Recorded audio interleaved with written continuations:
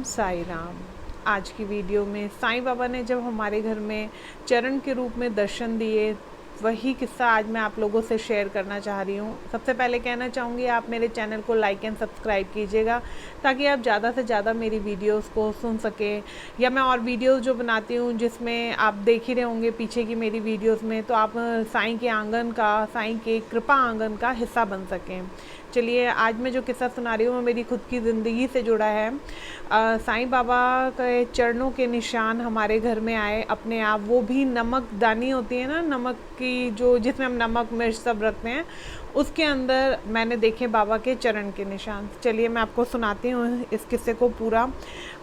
हमारे घर में एक्चुअली मैं बाबा को बहुत मानती थी, तो एक दिन मेरा दिल करा क्यों ना बाबा की मूर्ति मैं अपने घर लेकर आऊँ। उस दिन मुझे याद है मेरे मम्मी पापा की एनिवर्सरी थी, तो मेरा मन था कि उसी दिन हम बाबा की मूर्ति लेकर आएँ।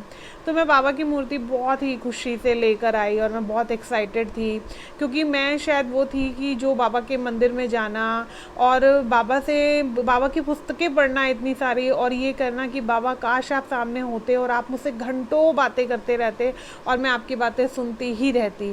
मतलब मेरा बाबा के लिए जो प्यार और विश्वास था, वो मैं बाबा उसी कारण से मैं बाबा की मूर्ति अपने घर लेकर आना चाहती थी कि बाबा आप हर पल हर क्षण मेरे साथ रहो।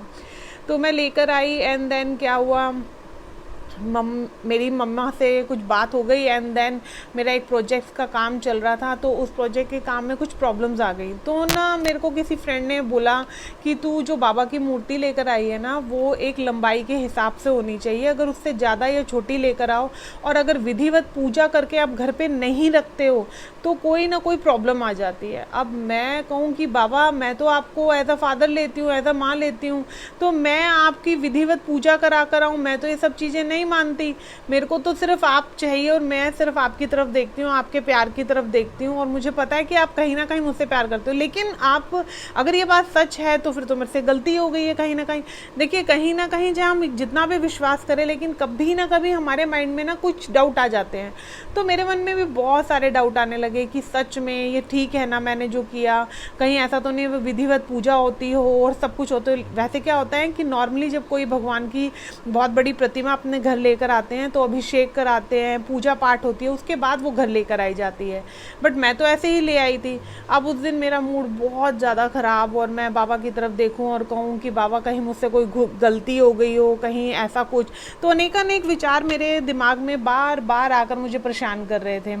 तो उस टाइम मैं थोड़ा चुप रही, सैड रही। शाम के टाइम की बात होगी, मैं किचन में गई अचानक, तो मैंने क्या देखा, मैं किचन में कोई काम कर रही थी और मैंने जैसे ही नमकदानी, लूणकी जिसको बोलते हैं, नमक मिर्च सब रखा होता है, उसके अंदर साईं बाबा के चरणों के निशान देखे, प्रॉपर चरण बने हुए। आगे मैंने वीडियो में फ़ोटो भी डाली है, अभी थोड़ी देर में आप देखिएगा कि आपको फ़ोटो दिखेगी जिस फ़ोटो में प्रॉपर चरण के निशान साईं बाबा के बने हुए हैं।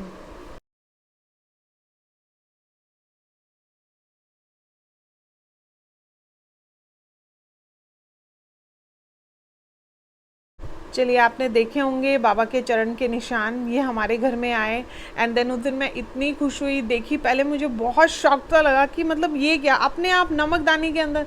फिर उस दिन मुझे ना एक चीज़ रियलाइज़ हुई कि कहीं ना कहीं बाबा की मर्जी थी घर आने की, और बाबा अगर आप प्रेम से, भाव से लेकर आओ, कोई पूजन विधि नहीं, वो सिर्फ भाव को ऊपर रखते हैं, वो आपके प्रेम को ऊपर रखते हैं। क्योंकि जिस भाव से मैं लेकर आई थी उसमें मेरी तरफ से तो देखो 100% बाबा के लिए सिर्फ प्रेम और भाव था कि बस बाबा मेरे घर चलो, मेरे साथ रहो, ये भाव था मेरा।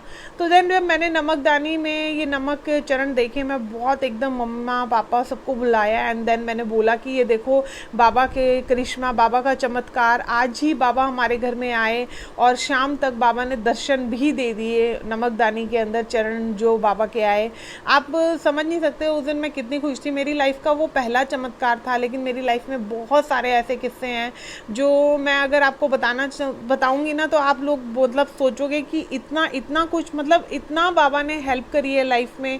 किसी भी टाइम पे जब मुझे बाबा की हेल्प की ज़रूरत हुई हो, बाबा ने ज़रूर मुझे कोई ना कोई इंडिकेशन देकर मुझे राइट राह दिखाई है कि मुझे कहाँ कहाँ चलना चाहिए और मुझे कहाँ नहीं चलना चाहिए।